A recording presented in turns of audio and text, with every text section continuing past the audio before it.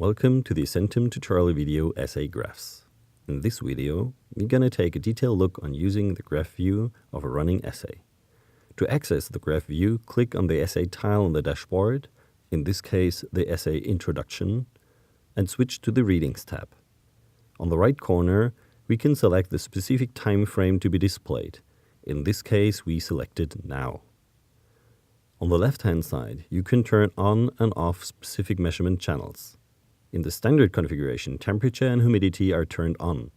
By clicking on air pressure and brightness, we can add those values to the graph as well. I'm going to deactivate them for now again. If you go into the graph view with the cursor, you can use the mouse wheel to zoom into the graph smoothly.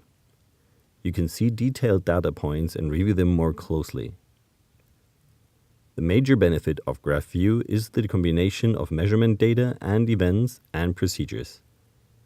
If you have documented procedures, you can easily correlate them to the measurement values. In this example, it makes perfect sense that the temperature value and humidity value is stable during incubation.